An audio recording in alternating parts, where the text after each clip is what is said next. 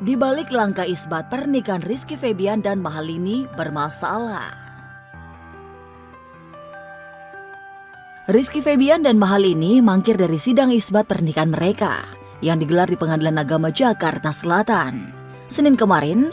Padahal pada sidang perdana itu, Rizky dan Mahalini diharuskan hadir di persidangan.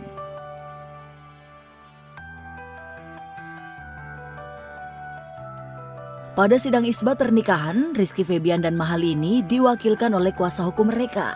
Mangkirnya Rizky dan Mahalini memunculkan tanda tanya mengenai keseriusan keduanya dalam mengurus surat pernikahan yang diajukan Rizky pada 10 Oktober lalu. Agenda hari ini kan masih pemeriksaan identitas pemohon dari kami juga, dari advokat juga untuk diperiksa. Kalau memang nanti prinsipal mau hadir ya bisa juga. Kapanpun sidang kan prinsipal bisa kapan aja hadir sebetulnya. Belum tercatatnya pernikahan Rizky Febian dan Mahalini akhirnya diungkap sang pengacara. Diketahui saat digelar pernikahan pada 10 Mei lalu, identitas kependudukan Mahalini ada yang belum dirubah, yakni mengenai perpindahan agamanya. Hal itulah yang menjadi kendala administrasi saat mereka akan mendaftarkan pernikahan di kantor urusan agama. Memang dia mualaf itu di tanggal 8. Jadi memang ada kendala administrasi yang memang harus diselesaikan. Mungkin pas di tanggal 10-nya masih ada yang belum selesai. Itu kendala, salah satunya kendala. Jadi bukan kendala yang seperti gimana banget. Kalau untuk urang KUA-nya saya tidak bisa pastikan. Tujuan salah satu permohonan isbat ini kan ketika ada perubahan identitas atau pembaruan identitas. Berarti kan nanti KTP Mahalini akan berubah dari agama yang sebelumnya. Pengajian sidang isbat yang dilakukan Rizky Febian dan Mahalini disorot banyak pihak karena jarak waktunya 5 bulan setelah mereka melakukan pernikahan. Apa yang menjadi kendalanya? Lalu kenapa Rizky dan Mahalini sempat memamerkan buku nikah kalau memang pernikahannya tidak dilakukan oleh penghulu dari KUA? Kenapa baru dilakukan sekarang? Mas Rizky sudah melakukan permohonan ke KUA itu dari Juni. Dan kami baru ditunjuk di bulan Agustus. Pemanggilan aja 1 bulan. Kemudian kan Mas Rizky kesibukan dan sebagainya ya. Itu proses Mas. Jadi bukan gara-gara kenapa baru diurus sekarang itu menjadi masalah. Enggak. Banyak yang bertanya kan berarti itu buku nikahnya palsu dan sebagainya. Ya secara Mas boleh cek lah. Banyak orang juga foto buku nikah kan di depan. Tapi kan dia tidak melihat isi dalamnya. Isi dalam paling cuma foto kan. Dan apakah itu sudah disahkan? Mas tahu? Nggak tahu kan? Nah itu dia. Kalau kemarin itu di mereka foto itu seperti apa, saya juga kurang tahu nih. Ketika saya cari tahu nih kepada teman-teman yang saya yang menikah secara agama Islam, saya tanya pernah nggak properti? Oh ada kok pernah yang jadiin properti. Oh ya udah gitu.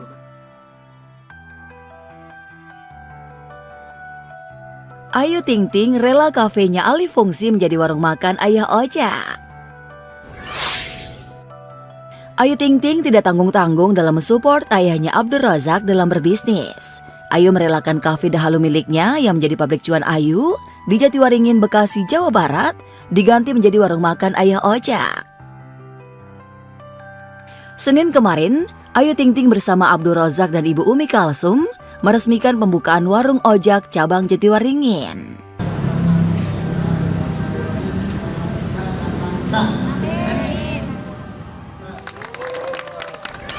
Inspiratnya Ayu banget si mama nih. Jadi nggak pernah masak, makannya di sini aja deh. Ayah sih sebenarnya ya, karena kan di Depok udah alhamdulillah gitu kan jalan gitu. Dan daripada kemarin dahulu sempat stop dulu gitu kan, pas pandemi juga. Terus jadi kita bikin sekarang warung Ayah aja. Kita bikin aja yuk cabang kedua di sana. Awalnya memang kita kan ini sewa, tempatnya sewa, udah setahun yang lalu kosong. Jadi kan sayang kan, sedangkan sewa berjalan terus. Jadi lebih baik kita manfaatin deh, kita buka lagi di sana. Warung makan Betawi yang sebelumnya merupakan kafe dahulu milik Ayu, tak hanya fungsi menjadi warung ojek, namun bangunan dan dekorasinya juga banyak yang dirubah.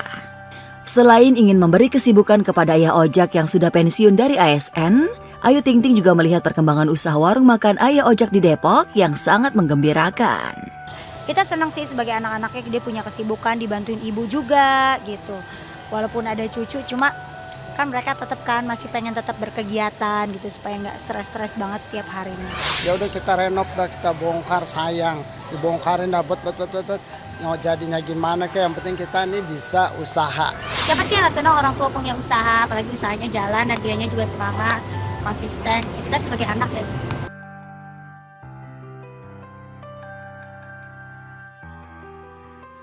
Kesedihan Fuji di balik pesta mewah ulta ke-22 tahun. Fujianti Utami alias Fuji baru saja bertambah usia ke-22 tahun, tepat di tanggal 3 November kemarin, di mana tanggal ini bertepatan sehari sebelum kecelakaan maut yang merenggut kakak dan iparnya, Vanessa Angel dan Bibi Ardiansyah. Fuji pun dapatkan banyak kejutan meriah dari orang-orang terdekat, mulai dari makan bersama keluarga hingga gelar party dengan teman-temannya. Sepertinya, ulang tahun kali ini berbeda dari tahun sebelumnya. Fuji sudah bisa bersuka cita.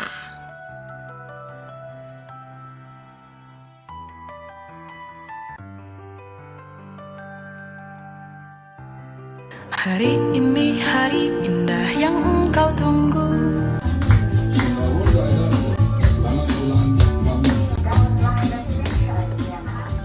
Malamnya berpesta, paginya ziarah. Meskipun sudah 3 tahun berlalu, kepergian Vanessa Bibi masih menyisakan duka terdalam bagi keluarga, terutama Fuji. Dengan mengajak Gala dan keluarga lengkap, Fuji berziarah ke makam Vanessa Bibi. Semalam kita akan merayakan ulang tahunnya si Fuji. Jadi kita teringat almarhum abangnya ini. Berarti sudah 3 tahun kepergiannya. Jadi tersentuh juga sih, anak umur 3 tahun itu ngerti dia ke makam gimana, mau ke sekolah gimana. Perayaan sih tahun ini enggak ya, lagi sedang tidak mood merayakan ulang tahun, tapi jadi disurprisein sama teman-teman aja.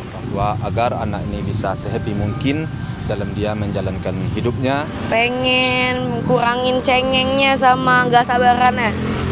Tuh paling doa aku untuk usia dua-dua ini, karena dua-dua itu udah harus dewasa.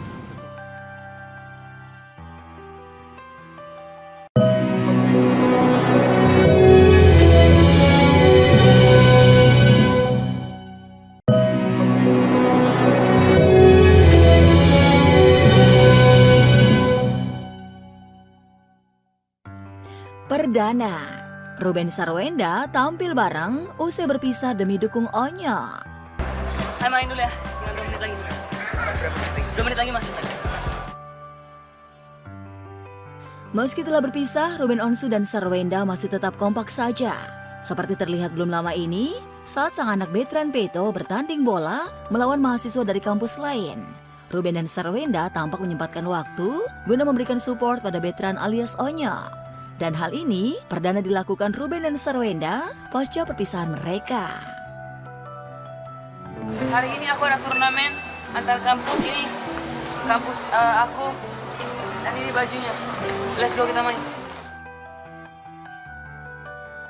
Iya, demi anak sehingga mereka tetap menjaga hubungan baik karena keduanya sama-sama ingin memberikan yang terbaik buat anak-anak.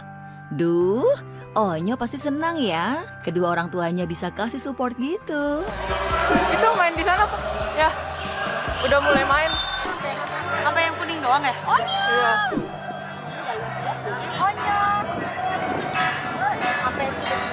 Bertemu sama anak-anak ya fleksibel sih, nggak ada kayak harus tanggal berapa ya ketemu gitu, ya sebisanya aja kan, namanya masih komunikasi. Jadi kalau misalnya ayah lagi bisa ketemu ya ketemu, kalau misalnya aku lagi bisa kayak ajak anak-anak jalan-jalan ya aku gitu loh, nggak ada yang kayak nggak boleh ya atau apa, nggak ada, semuanya komunikasi dengan baik. Gak kalah menarik perhatian, Ruben dan Sarwenda masih tampak akur, soalnya gak pernah ada masalah di antara mereka. Mereka bisa berdampingan saat kasih support ke Onya. Bahkan Ruben menegur dan mengobrol dengan Sarwenda. Mereka pun bisa menahan ego masing-masing. Perpisahan orang tua itu akan menimbulkan trauma bagi anak-anak, walaupun sedikit pasti ada gitu. Jadi ketika baru berpisah sebentar, baru bentar gitu, terus tiba-tiba ditanya orang kayak gitu, mana ada sih anak yang jawab boleh. Pertandingan sepak bola adalah momen penting bagi Onya karena ia memang hobi sepak bola. Dengan begitu, gak dipungkiri kalau Onyo mengharapkan kedua ayah ibunya hadir untuk berikan semangat. Apalagi di babak pertama, Onyo sudah kalah nih.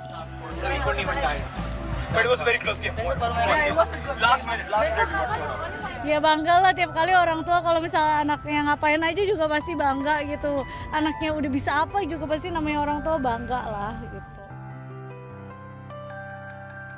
Usai bertanding, sebelum berpamitan, Ruben pun menyempatkan juga mengajak Sarwenda dan Onyo untuk foto bareng. Lalu setelahnya, pulang dengan mobil masing-masing.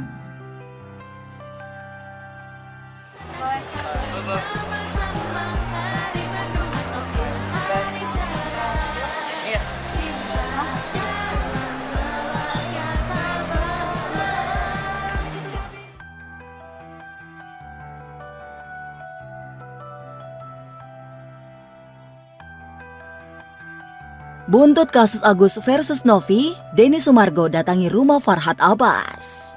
Berani dia menghina saya, ya. Denny, lu ngomong kasar. Kalau berani ngomong sama saya. Kan Pak Farhad kan bilang saya, jadi saya datang, saya pengen tahu saya mau bagaimana. Panggil. Nggak mungkin dia bilang mau orang. Ada di bicara. Gara-gara sama-sama tersinggung dan berkata kasar, akibat ikut campur polemik kasus penyalahgunaan donasi 1,5 miliar yang melibatkan Novi versus Agus, perseteruan Denny Sumargo dan Farhad Abbas kian memanas. Gue samperin lu, gue di situ gue mau lihat. Tanpa banyak cakap dan rasa takut sedikit pun, Denny mendatangi rumah Farhad Abbas. Denny yang naik pitam itu benar-benar membuktikan perkataannya dan siap untuk berduel. Dari awal nama gue di-mention ya kan? Iya. Ini gue ladenin nih. Kan gue mau gue bilang kasih tahu lokasi dan waktunya. Ntar gue samperin. Tapi jangan ini ya, jangan belok-belok. Main fisik dong kalau laki, iya kan? Farhad yang tak memiliki kesiapan sempat menolak kedatangan Densu melalui asisten rumahnya, tapi ayah satu anak itu bersikukuh hingga akhirnya diperbolehkan untuk masuk. Itu anak buah aku. Mana anak buah aku? Anak buahmu aja yang paling dekat. Anak buah aku saya. Tahu ini. Mohon izin ya, mohon maaf ya. Soalnya Densu ini badannya besar juga kan. Kalau saya pukul dia KO, ya mungkin dia KO. Tapi kalau dia pukul saya KO kan, ntar yang ada masa gue jangan ambil cincin gue, jangan ambil jam gue, betul gak? Harusnya kan dia minta maaf nih. Terbalik nih, jadi kesannya kita yang salah. Udah kita dikatain terus kita disuruh, iya kan nggak mungkin, betul gak? Yang ada, lu bilang gua aja itu sudah satu kesalahan. Jadi saya datang, ya mau membuktikan itu. Dan itu kan tidak perlu dilakukan, kata Pak Farhad dan Pak Faiz. Ya sudah cukup. Pokoknya saya ngomong, saya lakukan. Meskipun pertemuan keduanya sempat alot, namun pada akhirnya keduanya memilih untuk berdamai dan tak lagi melanjutkan perseteruannya.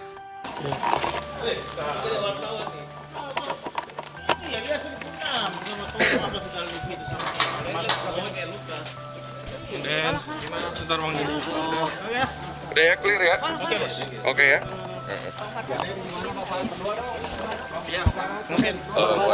Udah clear. Sedikit aja bang. Apa? Ya, udah selesai. Udah nggak ada kelanjutan, nggak jadi. Udah segala macam. Ya udah saya pulang. Ya udah damai. Saya kan datang di sini katanya mau. Jadi setelah tadi udah ngobrol sama Pak Farhad tidak jadi ya udah selesai. Saya anggap selesai. Ya kalaupun saya diam bukan saya takut.